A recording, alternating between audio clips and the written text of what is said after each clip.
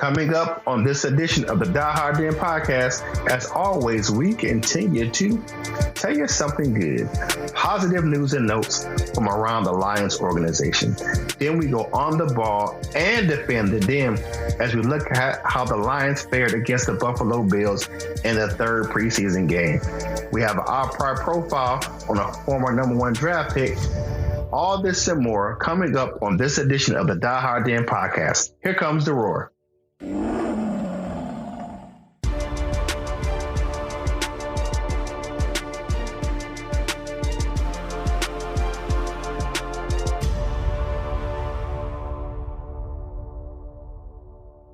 What up, though? This is Kurt Steele, and welcome to the Die Hard Den podcast. And as always, I'm with my man, Seany J. What up, what up?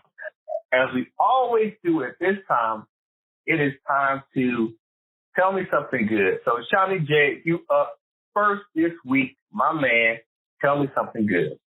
Well, Curtis, my part tell me something good is linebacker Stephen Longa was finally returned to the Lions. He was on the pup list for a year. He's battling the injury. He's a talented linebacker, but he's really never done much because he's been battling injuries. The Lions think so much of him to keep him around on a pup list for over here, but they put him off the other day. And I think he's going to make the team because he is talented. It's just having trouble staying healthy. So while that year he's on a pup list, hope he rehab, got his knee strong, and got stronger, bigger and stronger. I hope he saw that same guys like Devin Kennard and the other linebacker saw and Dr. Z saw. And we got to get to Dr. Z because we have some sad news to discuss about him. But this is telling you good. It's good to see you along with that. This week, my Tell Me Something Good is about our owner in Detroit, the chairman, Martha Ford Firestone. If you didn't watch it this weekend, NFL Films did a special with ESPN about the Fabulous Four, the four women who are the chairmen of their teams in the NFL. Martha Firestone Ford had a good segment. It really went in depth with her ownership and how she really became part of the Lions family. Actually, her first football game ever was at the age of 9 at the Portsmouth Spartans game, and which we all know the Portsmouth Spartans became the Detroit Lions. Go out there, check it out, ESPN.com. I believe it's on their website. It's called A Lifetime of Sundays, and it profiles the four women who are principal owners in the NFL. Check it out. There's a good program. You really enjoy it, and you get some insight into Mrs. Ford. Now, let's move to the offense. It is time to go on the ball. This week, looking at the offense. The starters played most of the first half. I'll tell you what I saw. I saw them starting off slow a little bit. Stafford and those guys had a little bit of time to kind of gel a little bit. I think Patricia and Darrell Bevel kept it a little vanilla in that first quarter. They were just kind of feel their way around each other. They opened it up in the second quarter, and you can see the play action passes between Matthew Stafford and Hawkinson, a couple of nice passes he had to Danny Amendola. I think it's going to be a really good offense. It was still pretty vanilla, but they show flashes of what they're going to see in the regular season. I don't think Matt Patricia is going to show the entire offense in the preseason. So what you see, Seany J? Yes, and this was Stafford's first preseason game. He looked good. I saw some good things, but I was more concerned about getting him out. Like I posted after the first touchdown. All right, get him out of there now. We've seen enough. I just want to get him hurt. And a lot of people in the group agree with me. I think you did too, if I'm not mistaken. Yeah, and we did see that our starting center go down with injury. Think I was heard same thing for Jared Davis. Those are two scary injuries. The last two first-round draft picks went down with injuries in that meaningless preseason game. Thank God that in other words, it might miss a little time, especially Davis. He might miss the first couple of games, but he'll be back and hopefully better and stronger.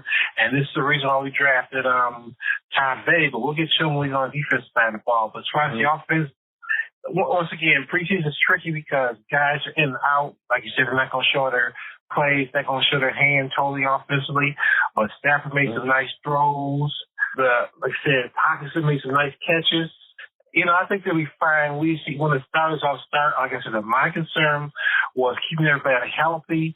We suffered two big blows. We lost one on offense, one on defense. Oh, thank God it's not serious, and they'll both be back. Man, I'm going to tell you what I like. And I don't know, there's a guy, I follow him on Twitter. He does another podcast. But he said that he thought C.J. Anderson was going to be the odd man out. I did not see that at all. C.J. Anderson played a good game. He had the stiff arm from hell. He stiff armed that guy into the woo. He put it into the turf of Ford Field. C.J. Anderson, he seems to always fall forward. Even when you have the line of scrimmage, he's going to get you a yard. He's going to get you maybe a 2 yards. If he doesn't make a big play, he's going to fall forward and get something. That's what I like to see from our running back, especially that big power guy who's going to be that third down back who can, down the goal line, trying to punch it in. He always falls forward to get some yards. And I like that from C.J. Anderson. That's one thing we couldn't get from LeGarrette Blount last year. For a guy his size, and I know he's on the team anymore, but just a quick point. He didn't fall forward a lot. He was too upright. For his size, he ran really upright. He didn't have the speed to run that way. He needed to lower his shoulders. And I see that with C.J. Anderson. He lowers his pads, he hits the hole hard, and he always falls forward. So I like the running from him, and also from the surprise who's still on the roster right now is Thompson. Mark Thompson, he's a pounder. I mean, I like the way he runs. The guy, he drops his pad level and knocks people down. So I like the way he runs the ball. He runs hard. And I know Kerryon's going to get his. I didn't like the fact he dropped a couple of passes, but Kerryon's going to be Kerryon. I think he's going to do his job. Yes, and I must say the emergence of C.J. Anderson and Mark Thompson, two big power backs. I really like Thompson. Is one of the reasons why they cut a fan favorite and personal favorite of mine, Zach Zenner today, Dr. Z. Dr. Z, once again, he rebuilt his body. He played well this preseason. He played well. He's a fan favorite. The coaches really liked him. He can play special teams. He made some nice runs, but he still got cut. So I'm sure he's a perfect Belichick kind of guy. Don't be surprised if you see him on the Patriots. He'll get a job too if he wants to still play in the NFL. If not, we got to get his injuries. Yeah, I think he'll get a job somewhere.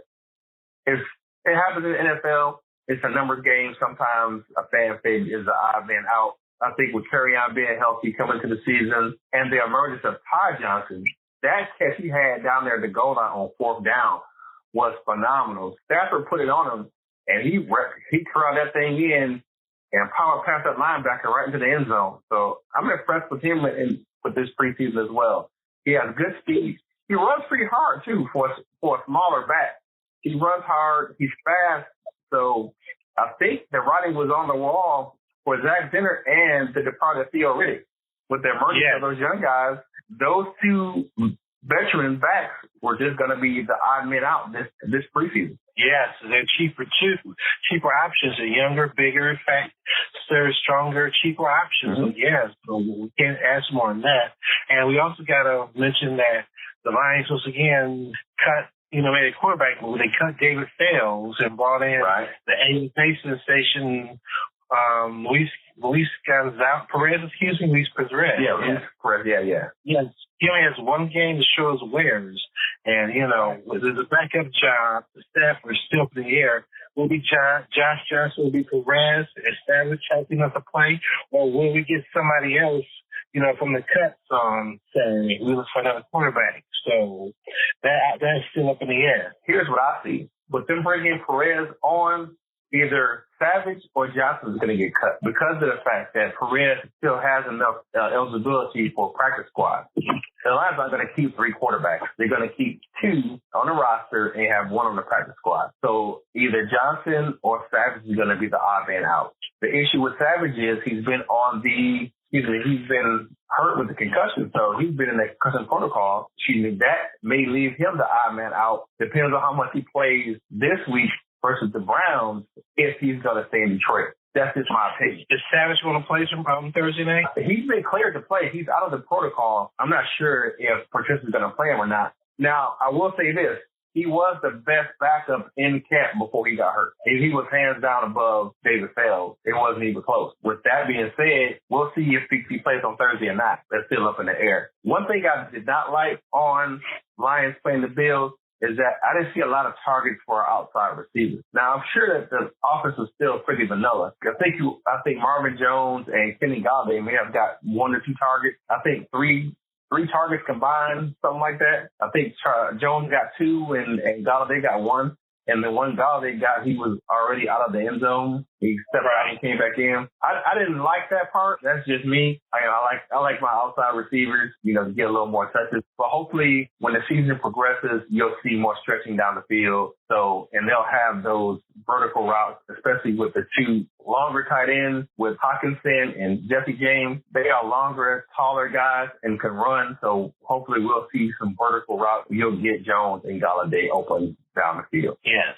I mean, that's what I really saw offense. I hate that the fact that Ragnar got rolled up on. We talked about it a little earlier. It doesn't look serious. Reports out of Allen Park are that he has a very minor ankle sprain. I think he'll be ready for the opener. I wouldn't say the same on the defensive side, but we'll get to that right now. Let's defend the den. What did you see from the defensive side of the ball, my man? Well, once again, the first thing that stood out at the beginning of the game, we lost, another young key star, from draft pick Jerry Davis. His injury looks, good at first. The expert, the former Lion position, David Chow, who's pretty good at examining injuries and watching on tape. He's pretty accurate. He said, looks like that guy suffered an ACL tear or Achilles tear or a broken leg. He's pretty accurate. He said it looked good for Davis. But I'm happy to say one time Chow was wrong because injury could have been much worse. It was a high ankle sprain. It won't keep him out long, maybe the first 2 or 3 games, but he should be back by the end of September. And this is why we drafted, good thing we drafted Jelani Tave, because I want Tave to play in the middle anyway because use Davis on the outside. That was my wish. I want, because Tave's a big run stuffer, still run. He can stuff the middle. He can take on blockers, big offensive line better than Davis. I like our corners. Our corners, they've got a lot of young corners. The jury's still out. Who's going to get cut? My man, Jamal Agnew, he's struggling in coverage, but he made a nice return. He fumbled one earlier, but you think he jumped on it, and he made a nice kickoff because about 50 yards, which saved his bacon. I think Agnew may be more of a Devin Hester instead of Deion Sanders. He's a good return man, but his coverage skills are lacking. But Devin Hester, what was the position? I forget. Was Hester receiver or defense? He turned into a receiver. He started out as a corner and he moved to receiver. He was kind of that, flex type of player where they ended up designating him on offense down the line where he really wasn't suited to play corner, so they moved him to offense. So I think Agnew's a similar player. Just like Devin Hester. He wasn't a full-time receiver either. He might go on some plays.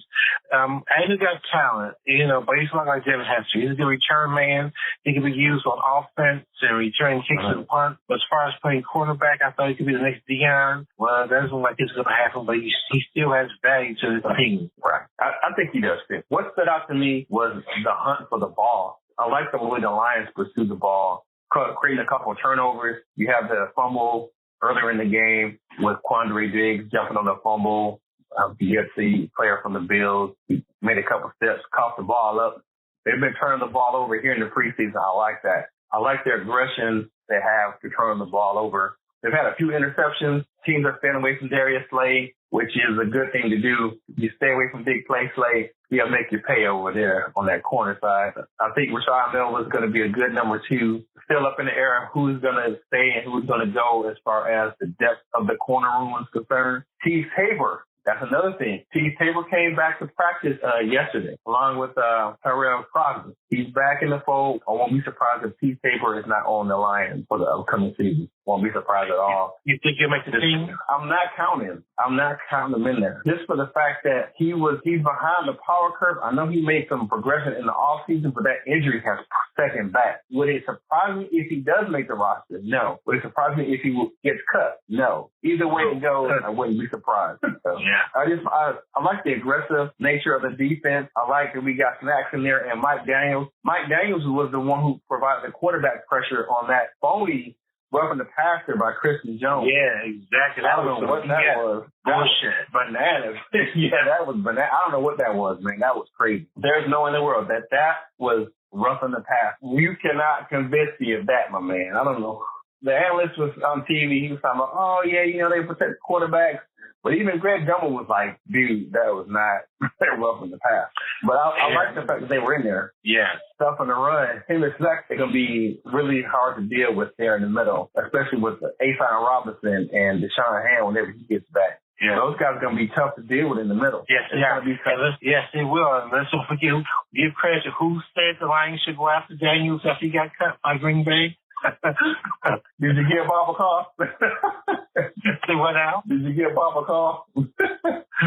Yeah. You got Bob on the hotline, told him to get Daniels in Detroit. Oh yes. Yeah, he we had young talent, and they were still looking for a defensive lineman. Even though I thought even they didn't bring in Daniels, I thought they had some good defensive linemen with Snacks and the Bama boys and P.J. Johnson, a rookie, who have a hard time making a team now. He's a good practice squad candidate. But I thought we had some talent even without Daniels. But with Daniels, we'd have much better. So, and like I said, remember the twin Buddhas in Chicago back in early 2000s? Yeah. The Bears were twin Buddhas. Who were they? Those two guys. But they were. They played with Urlacher and those guys, yeah. One was 375 pounds, the other was 350. Those some big boys. And eat up some space. Yeah. You know what I'm saying? And eat out a buffet. Yeah. The secondary, they're going to have their bumps and bruises, I think. I didn't like the play with Tracy Walker. I think he was just being aggressive, but he could have really hurt Frank Gore, especially when he hit him and the way it was out of bounds. He got an earful from Matt Patricia on the sidelines. It's just a learning curve. He was just being aggressive. I think he's going to be that starting strong safety, lead back Quandre back there at free. And they kind of alternate. You're going to see them one playing up, one playing in the box. They have a versatility put between those guys. They both can play both positions. The linebacker core, what I did see that I like is Tavay. Tavay was still in pursuit, getting off blocks, making plays, even when Jared Davis went out the game. And so was Reeves Maven. Reeves Maven was out there doing it still. And on that ghost call again, that took away his interception. I think the defense is going to be better than what people think it is. And if you look at that role Reeves Maven playing, he's playing that Viper type of position, which is that undersized linebacker, oversized safety, flying around the field, making plays, versatile. You can put him in the box. You can put him in coverage. The defense is going to be good. That's just me. They ended the season on a high note. I think they're going to start the season on a high note. So,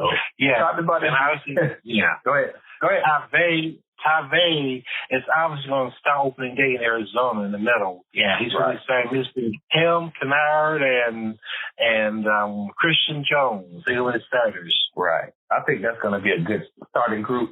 And with Davis coming back, you're going to add some depth and some speed. I think the defense is going to be solid this year, as long as the offense can match up. I think we're headed to a good season. I think that prediction from worst to first can happen with the Lions if they stay healthy and they play the right way. All right. So, wrapping up the defense. Now it is time for our favorite segment when we get all the juice and tea. 2 points conversing. 2 points conversing this week. I know there's a topic you want to talk about, my man. It's not Lions related, but it is. So go ahead and talk about Andrew Luck and him retiring from the NFL and what that means for Lions fans.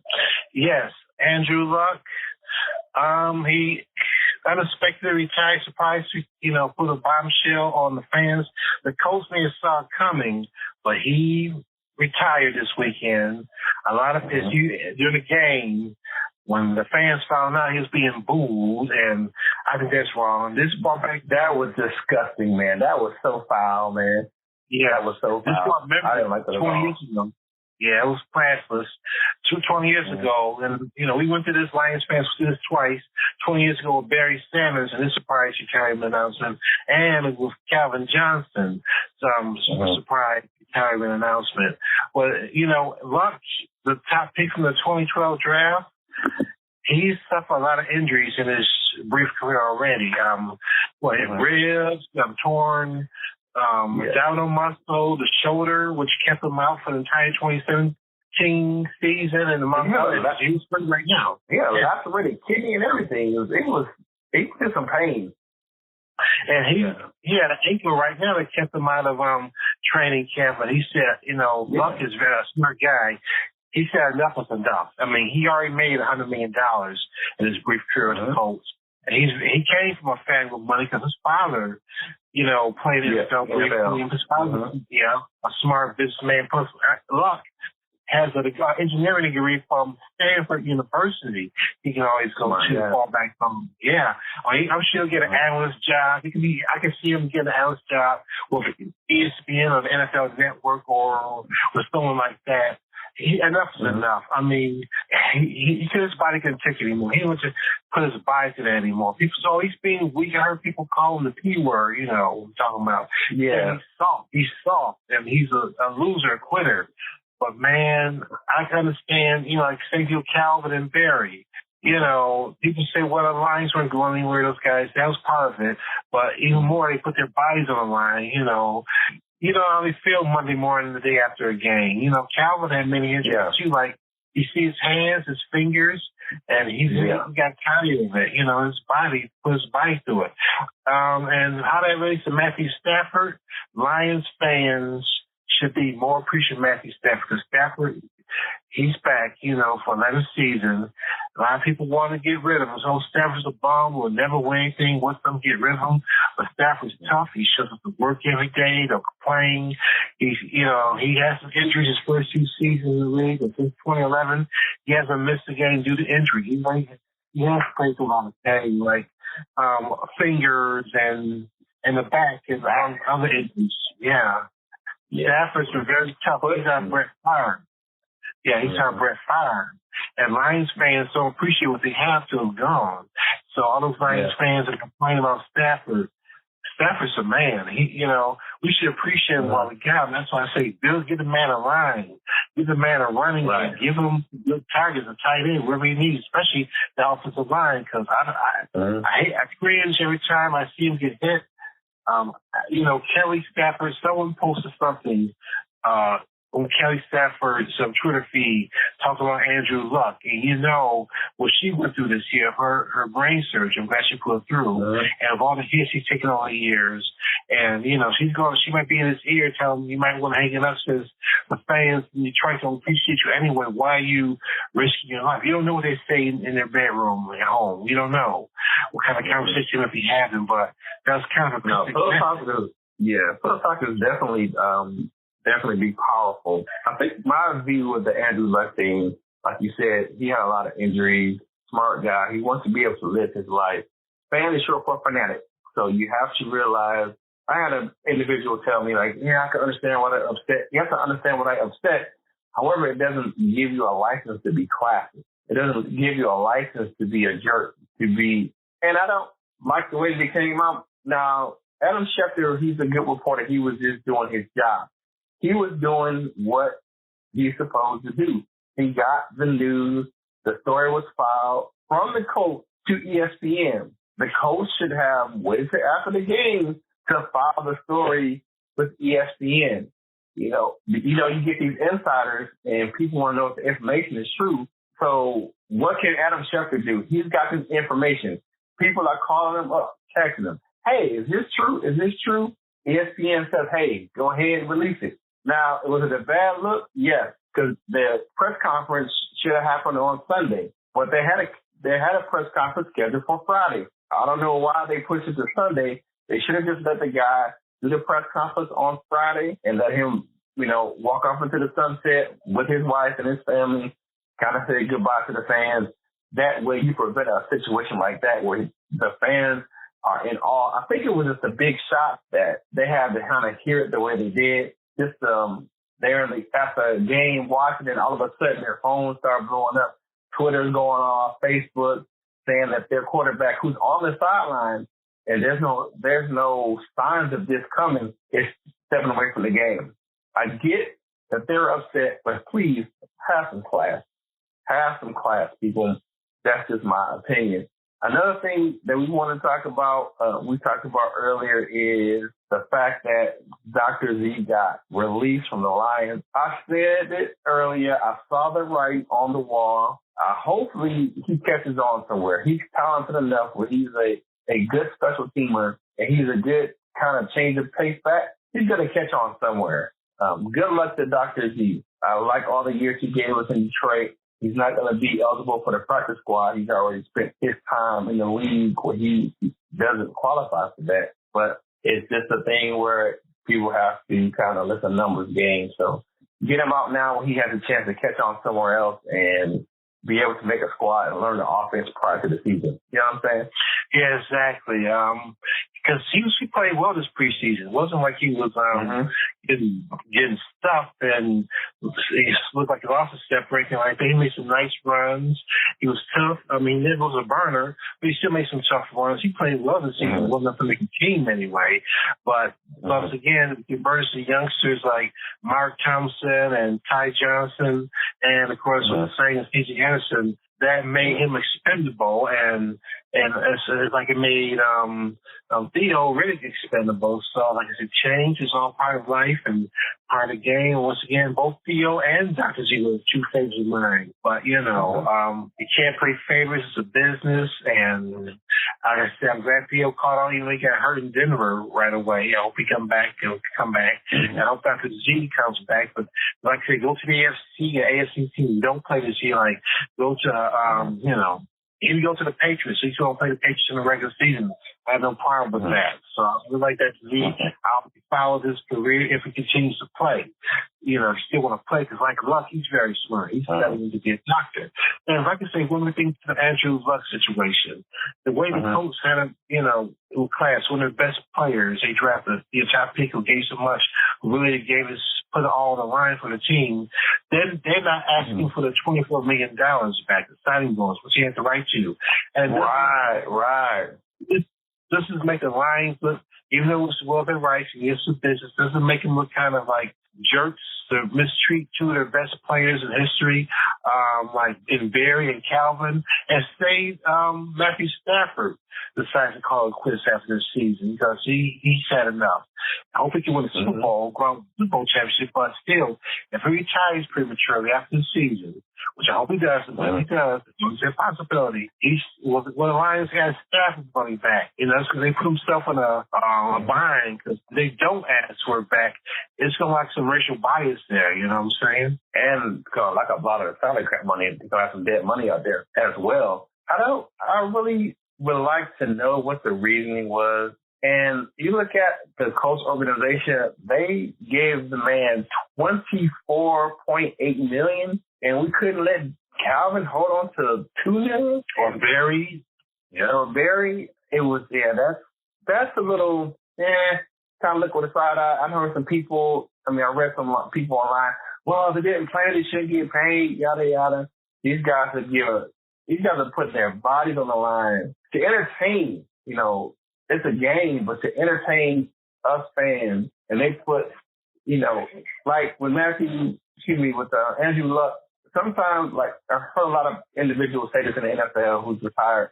If it's a grind just to get to Sunday, that means it's time to hang it up. If you can't get through the week, like, there was plenty of times when Calvin Johnson wouldn't even practice through the week. He may have went through the walkthrough and just playing the game on Sunday because that's how long it took his body to recover from playing the game.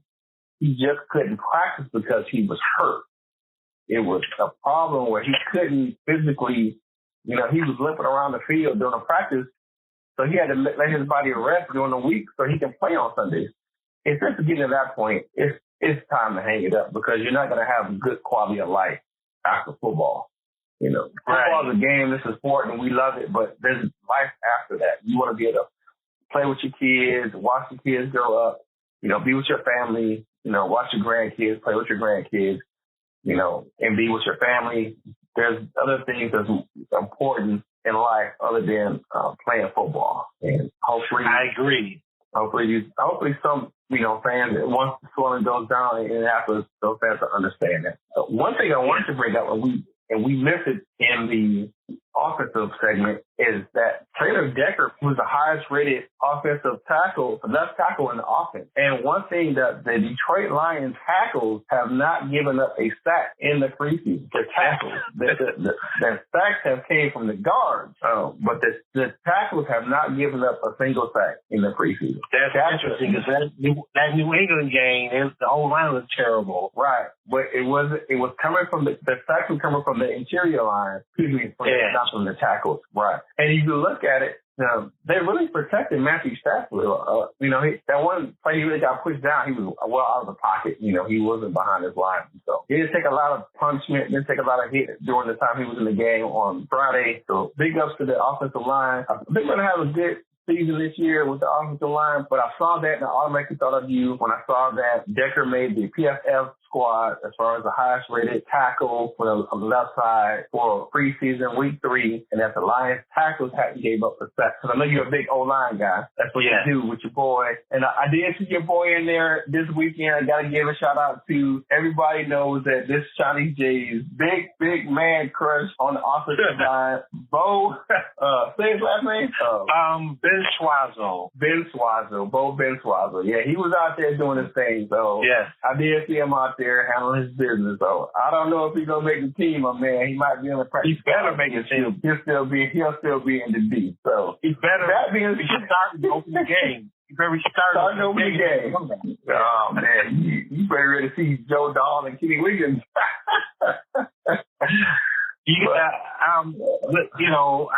Bo better start one of those at the right guard spot, and put him in Graham Glasgow at left guard or one of the guards. I don't care. He should be in that starting lineup, so he can grind and open the holes for the running backs and help protect staff. All right, I hear you, my man. All right, so with that, 2-point conversion, gift topics this week.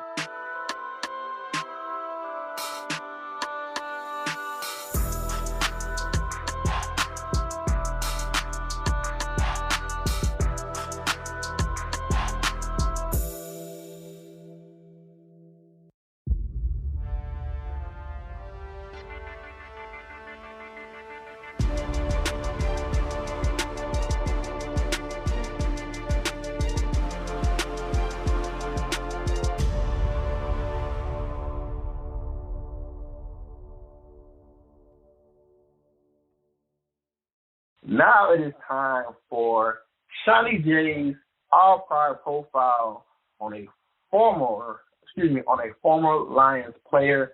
Shawnee J, who you got this week? Well, this week I'm going to take a little different approach. I'm going to talk about a former Lion.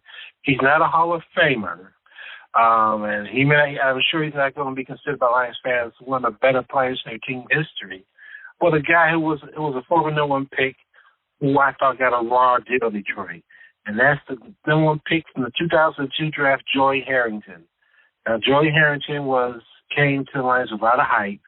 He's a third overall pick in the 2002 draft, coming out of the University of Oregon, a crazy pass-happy offense they had back then. He was either second or third in the Heisman voting that year. The year I think Eric Crouch won it. Yeah. And Joey came to Detroit with a lot of hype, it always does, the third pick. He had a lot of high expectations. But from the get-go, he didn't get support because neither Matt Millen or Mari Morganway, who was our coach at the time, won Harrington. They didn't want Harrington. The guy they actually won was Quentin Jammer, the defensive back out of Texas, and who wanted to go to the Chargers. But, it was Quandre Green's brother. Yes. How ironic is that? But it was just said many times that Joey was a William Clay Ford pick. Mr. Ford wanted Harrington. He wanted that franchise quarterback, especially with coming to the new Ford Field. He wanted a marquee player, franchise quarterback, who he thought Harrington was. Now, Joey had good size. He had a good arm. But, from the get-go, when the management didn't want him or the coach didn't want him, that he didn't get much support. And also the thing, he was tough. He was tough, just like Stafford. He took a lot of hits. He started 37 straight games before, the Lions started screwing with them. And like when Steve Mariucci was high school, she really didn't like Joey Harrington. He tried everything to sabotage him. He tried bringing another quarterback like Jeff Garcia, those guys. He put an offense that wasn't conducive to his talents. I mean, Matt Millen he did try to help Joey out, give him some weapons when he drafted those 3 straight receivers in a row that the Lions got a lot of heat for, Charles Rogers, Roy Williams, and Mike Williams. And he also drafted a running back, Kevin Jones. And, those are 4 number 1 draft picks, 5 on offense. I was really excited. I thought the Lions offense was going to be awesome. But for various reasons, didn't work out because Jones, Rogers,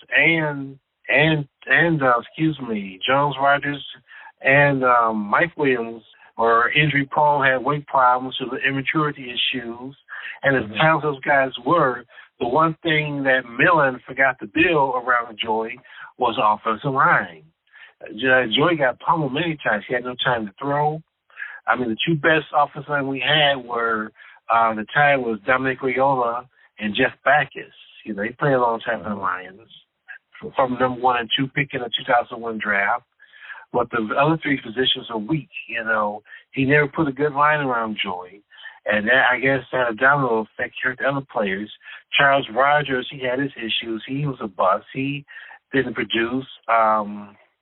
Mike Williams, I like Mike Williams coming out of USC, but, I guess he came out of shit because he sat out a whole year before entering the NFL draft. He tried to enter it early with Maurice Clarett, but he was allowed to enter it. So Joey, and plus some teammates frowned on Joey, came out against Joey publicly, like Dre Bly was, complaining about his lack of, leadership skills, and he wasn't tough enough. The fans, they didn't like Joey because even after a tough loss, he was seen as being too positive. They derided him and enjoyed blue skies because he was always so positive even after a loss. They wanted more in your face, tough, roughneck kind of player.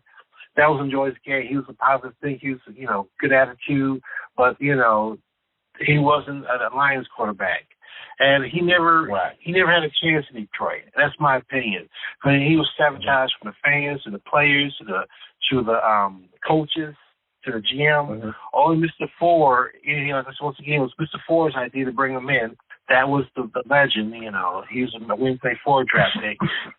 He was eventually traded. But Joey, once again, so how often happens, former Lions come back to haunt us. And remember Thanksgiving 2006, he was with the Miami Dolphins then. He led the Dolphins to a Thanksgiving Day victory over the Lions in Ford Field. So he got a large measure of revenge, So always happens to Lions. You don't know how to treat a quarterback. The same thing Stafford's been going through, but at least he's stuck around all these years.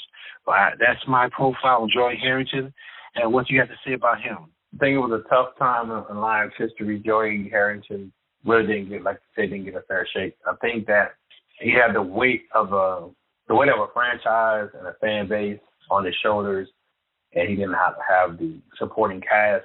Much like the beginning of Matthew Stafford's career, but I think now that we have Bob Quinn and those guys building around him with the offensive line, where he's taken linemen since he's been there. So Joey Harrington, I think it was rare. I think someone in Europe last year was, they had that when they have the games overseas, and that was one of the rare jerseys that you'll see is over in Europe. Someone was walking around England for one of the games with a Harrington jersey on. I think that if he would have gotten the right opportunities, now I'm not saying that he was a world-class quarterback come out of Oregon. He wasn't in a pro-style system. Now, does that make a difference? It made a difference back then because now you have offenses that are built around the quarterback and his talents. Back then, you were supposed to come in and learn the pro system and then fix yourself to the system instead of the system fixing itself to you as a quarterback coming out of college. So I just think he didn't get a fair shake. He didn't get a chance to really mature in his role as a starter. Like they didn't put enough buttons around him. So, hey, Harrington, not a lot. What's that saying? If you ain't got nothing nice to say, don't say nothing at all. We gonna leave it at that. All right. Now it's time for Now You Know.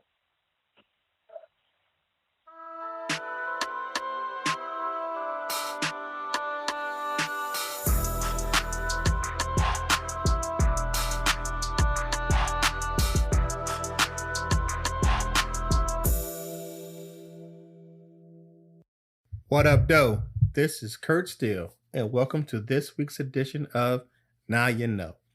This week, we're going to cover roster designations. We're going to take a look at them, what a player is designated as if he's injured prior to the season and during the season. So we're going to read it and break it down for you so you can understand the roster is about to go down to the required 53-man roster.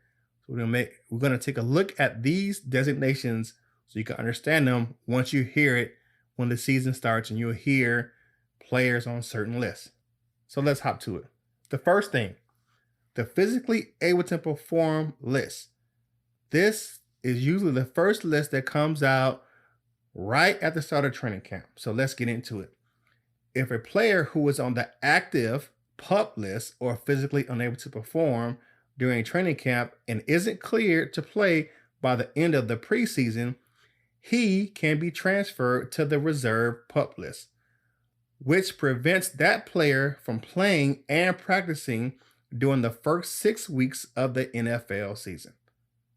Players are only eligible for the regular season PUP list if they were on the active PUP list all summer and did not play or practice with the team at any point.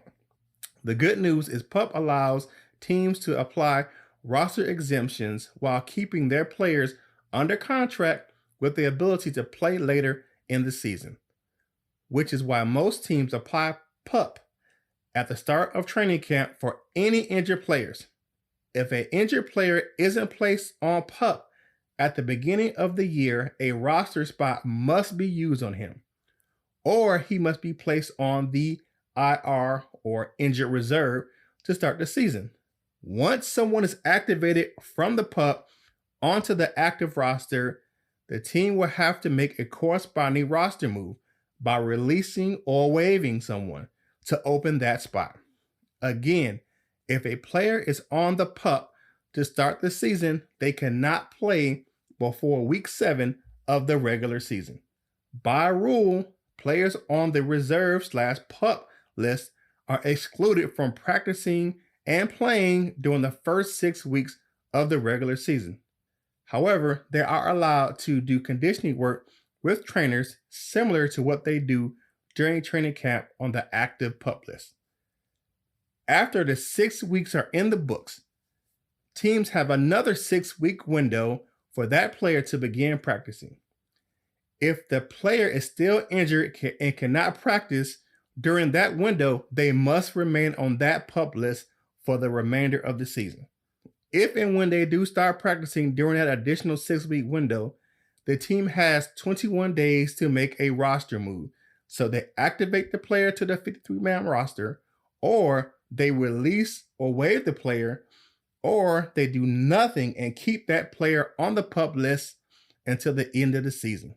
If a team maximizes all their windows, a player can be held out and not activated until well into December.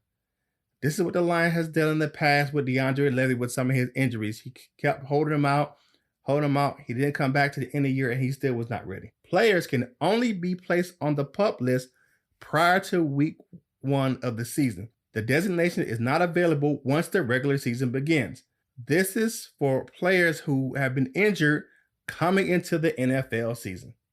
Here's our next list, the non-football injury list, or NFI. The NFI list is reserved for players who suffer an injury outside of the NFL. That could mean they have been in a car accident, suffer some type of injury at home, like falling off a ladder while doing chores or hammered their hand, fell down the stairs, or they have an injury from college and it carries over into the league after they get drafted. For example, this season, my man Snacks Harrison held out during the spring. He wasn't at OTAs or mandatory minicamp, so the team felt he wasn't in shape and ready to play in training camp, so they put him on the NFI list. That prevents the player from practicing or playing just as the pup does. Once they are cleared from the NFI list, they cannot go back on the NFI list. The same is true for the pup. So they work them back in, and once they're ready to play, they put them on the active roster. Here is the injury list for players that get injured right before the start of the season or they get injured during the season, and it's called the injured reserve list. Right. The injured reserve, or IR, NFL teams are permitted to place any number of players on the IR list at the start of the season. Any player on the IR list counts against the salary cap, however, not against the 53-man roster limit. These players are not eligible to play again for the same team during the current season. They can be cut and then go sign with another team. These players may not practice with their team at any time, but can attend team meetings and be around the team. Last year, there was a big change to the IR rule changes. They have changed the rule and let 2 players to be designated for return after 8 weeks on being on the IR list, which brings up a different designation. IR return designation. Not everyone who ends up on the injured reserve list season is over. Players must remain on injured reserve for 8 weeks before being eligible to rejoin their teams in week 9 via the IR return designation. The NFL changed the IR return designation rules in 2017 so that teams are allowed to bring 2 players back from IR, not just 1, as they had in previous years. This was a great change for most of the teams because you have players that are capable of coming back, and you may have 2 good players that you can bring back to your team after 8 weeks. In 2018, the Lions placed Jamal Agnew on this list after he injured his knee on October 7th versus the Packers, and they brought him back at the end of the season. Last year, the NFL also changed the IR with return designation rules. Prior, you had to designate which player would get the return designation before being placed on the list. Now teams can bring back any 2 players on the IR list at any time, as long as the 8-week mandatory sit-out period has elapsed. So let's break it down. You got a bunch of players on your team on IR. You can bring back any 2. Used to be you had to designate which guys you're going to look at bringing back. Now, any player you have on IR, or any 2 players you have on IR, you can bring back at any time, but you only can bring back 2. The rest of the guys that's on IR have to stay there for the rest of the season. Now, one constraint for this rule is to be on IR and IR designated for return, the player must be on the 53-man roster in week 1 to be eligible for the IR return designation. That means a player who was placed on IR before the roster cuts were made and trimmed to 53-man is not eligible. So if they were on that 90 and weren't on the last 53, they cannot be put on the IR return roster. The last group of guys, which is a list, is the reserve suspended list. Here are these guys.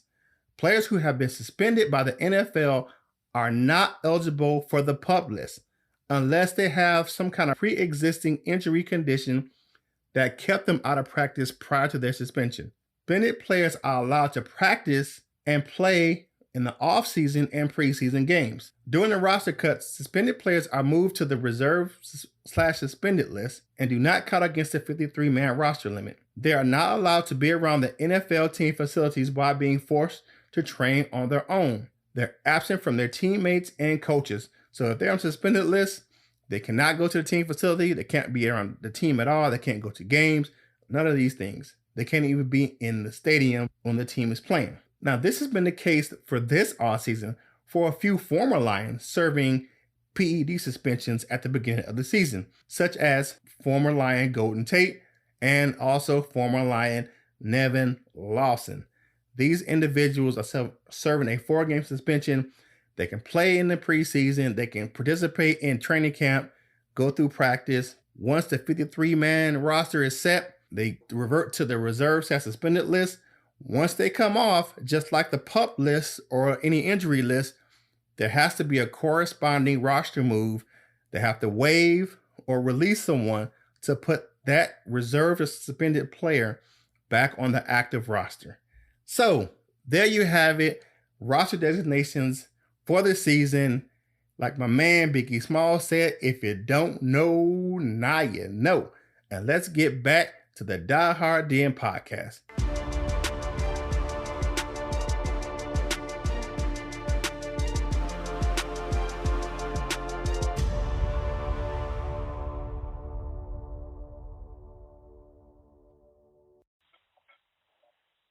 All right, we're back to Now You Know. Now it's time for us to get on out of here. Johnny J, tell the people how they can find you on social media. Go to Facebook, go to Sean Jennings, handsome young man. You'll see me. You can also join our Detroit Lions Truest Fans group. I'm the administrator there. If you want to join, I'll be happy to put you in. I keep the fans, including Mr. Curtis, updated on the Lions news. Who needs ESPN or Adam Schefter or Skip Bayless or any of those guys when you got me? All right. So, yeah, that's how you can find Sean Jennings. For me, you can find me on Twitter and at Instagram at CurtisSteele14, CurtisSteele14. You can also find me in several of the Lions fan pages on Facebook, including the Detroit Lion Diehards, the Truist fan page, One Pride, Matthew Stafford Fanatics, and several pages. You can also follow the show and on Twitter at DieHardDenPodC1 on Twitter. You can email the show, the DieHardDenPodcast@gmail.com. Shawnee J, as always, it's been a pleasure. Tune in, listen in next week as we go over the last preseason game, and we're going to go over who we think is going to make the Lions 53-man roster coming up with the cuts coming up after the last preseason game.